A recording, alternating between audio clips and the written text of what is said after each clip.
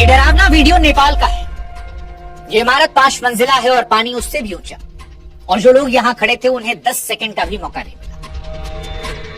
ये तस्वीर नेपाल तिब्बत बॉर्डर की है, तिब्बत के इमिग्रेशन सेंटर की, जहां 1 सेकंड पहले सब कुछ ठीक था और अगले सेकंड सब कुछ खत्म हो जाता है।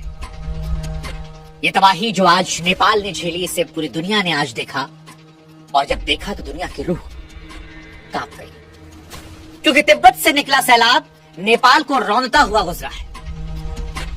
हिंदुस्तान इसको लेकर इसलिए व्यथित है क्योंकि नेपाल के साथ साथ इसमें हमारे भी 105 लोग लापता हैं। वो लोग जो भोलेनाथ के दर्शन करने कैलाश जा रहे थे, अब उनके घरों का फोन नहीं लग रहा। 30 से ज्यादा जवान थाने समेत बह गए हैं। जो बचाने वाले थे वो खुद लापता है। 60 मजदूर सुरंग के अंदर थे और सुरंग के मुंह पर पूरी की पूरी नदी आ गई। बांध टूटा, हेलीकॉप्टर बचाने पहुंचा था, लेकिन खाली लौटना पड़ा क्योंकि उतारने के लिए जमीन ही नहीं बची थी। और ये पानी रुका नहीं है, ये गंडक बनकर बिहार आ रहा है। 8 जिले अलर्ट पर है। लेकिन अगर आपको लगता है कि सबसे ज्यादा खौफ इन तस्वीरों का है तो आप गलत हैं, क्योंकि सबसे ज्यादा खौफ लापरवाही का है। 13 महीने पहले इसी नदी में यही तबाही आई थी, जांच हुई थी, रिपोर्ट बनी थी। उस रिपोर्ट में लिखा था कि ये दोबारा होगा, लेकिन शायद सब कुछ रिपोर्ट में ही फाइल हो गया। और उसके बाद कुदरत ने वो दिखाया जिसका अंदेशा उसने पहले दिया था। इसलिए कुदरत का सरप्राइज नहीं है। नेपाल जो झेल रहा है वो डिक्लेयर की गई मौत है, बस तारीख आनी बाकी थी। और इसीलिए आज सवाल नेपाल की इस त्रासदी को लेकर है कि जब सब कुछ पता था तो सैकड़ों जिंदगियां उस रास्ते पर किसने छोड़ी? क्या ये प्राकृतिक आपदा है या फिर इसके लिए जिम्मेदार हैं हम? नमस्कार, मैं हूं शुभांकर मिश्रा और आज नेपाल के लिए सारी दुनिया दुआएं कर रही है।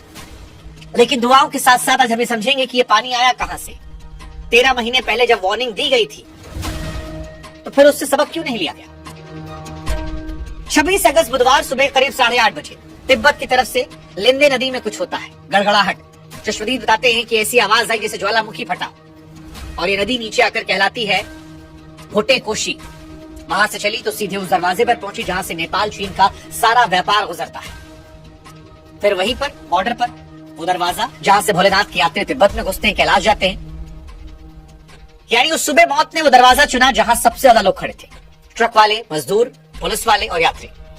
इसके बाद 9 बजे रसू वागड़ी पहुंचता है ये सैलाब, और यहीं पर वो सीसीटीवी वाला सीन आता है। कस्टम, ट्रक, इमिग्रेशन सब बह जाता है। 9:15 बजे जिले के सबसे बड़े अफसर तक खबर पहुंचती है। तब तक पानी टिमुरे बाजार को निगल चुका है। और यहां पर एक बात नोट करने वाली, पूरी कहानी इसी पर है। उस दिन रसुआ में बारिश नहीं हो रही थी। खुद जिला अफसर ने कहा, यानी ये बादल फटने वाली बाढ़ नहीं थी, ये पानी कहीं और से आया था। पानी दौड़ता है, रास्ते में जो आता है, गांव, बाजार, सबको निगलता चला गया, बस्तियों को। जितनी तेजी से आया उतनी तेजी से गुजर गया, और पीछे कीचड़, मलबा, सन्नाटा सब छोड़कर चला गया। इस तबाही का अगर आप हिसाब लगाएंगे तो आप जानते हैं नेपाल में इस पानी ने क्या क्या निकला। सबसे पहले रक्षकों को निकला।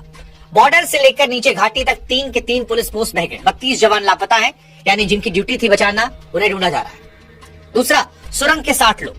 लंगटांग हाइड्रो प्रोजेक्ट, पहाड़ के पेट में अंधेरे में काम चल रहा था। बाहर क्या हो रहा था कोई अंदाजा नहीं। सुरंग के मुंह पर पूरी नदी आई, अंदर से कोई खबर नहीं, सब बर्बाद। तीसरा, हेलीपैड बह गया, हेलीकॉप्टर को लौटना पड़ा, सड़कें कटी हैं। फौज के जवान चट्टानों के सहारे बच्चों को निकाल रहे हैं। बांध, उनको नुकसान पहुंचा। 216 मेगावाट के अपर त्रिशूली प्रोजेक्ट का बांध टूटा तो पहाड़ जितने सैलाब में बांध का रुका पानी भी जुड़ गया, त्रिशूली बाजार में घुसा और सब बहा ले गया।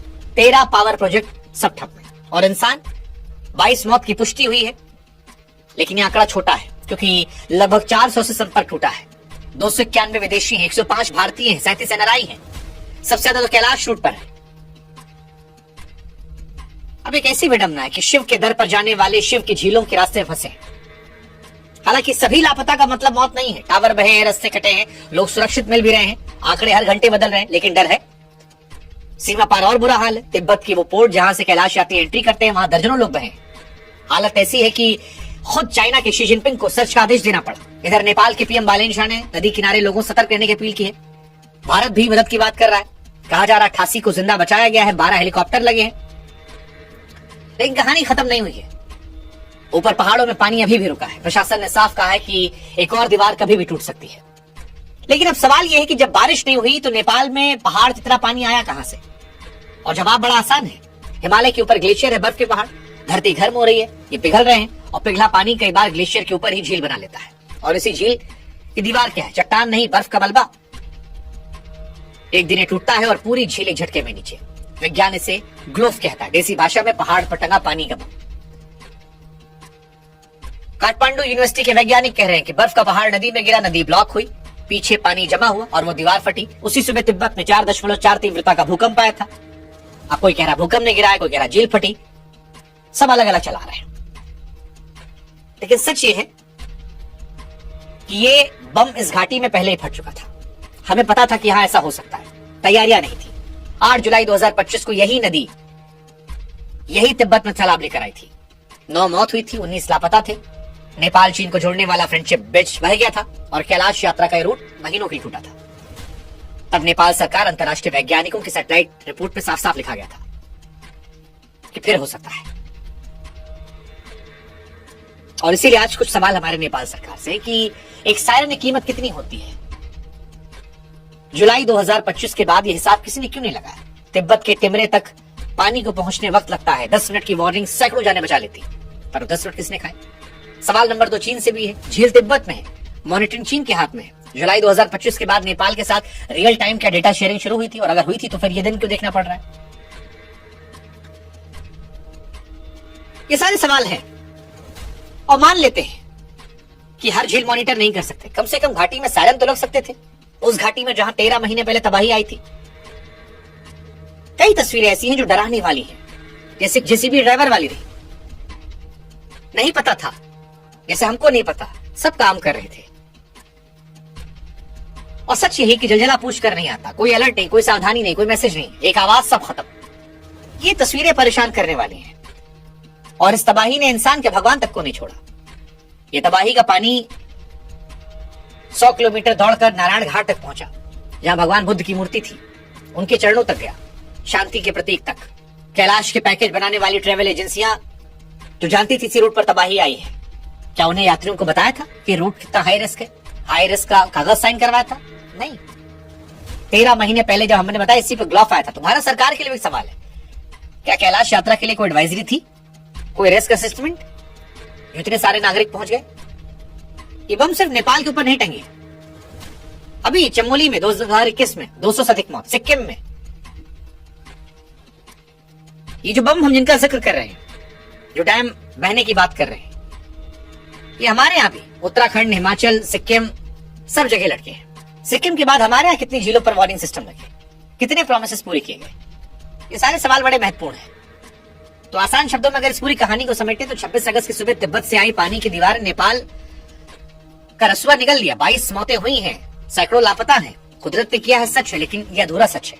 पूरा सच ये है, कुदरत ने 13 महीने पहले रिहर्सल किया था, वार्निंग दी थी, लिखित दी थी, लेकिन हम नहीं समझे। बाढ़ कुदरत भेजती है, लेकिन बिना वार्निंग के मौत वो सिस्टम भेजता है। बाकी आपका कोई अपना फंसा हुआ है तो भारतीय दूतावास काठमांडू के इमरजेंसी नंबर स्क्रीन पर हम आपको बता दे रहे हैं, +977 9851 316807। और भी कुछ नंबर है 9851 289 445। हिम्मत मत हारिए, लोग मिल रहे हैं, जो अपडेट होगी आप तक पहुंचाएंगे। लेकिन इन घटना को आप प्राकृतिक घटना मानते हैं या इंसान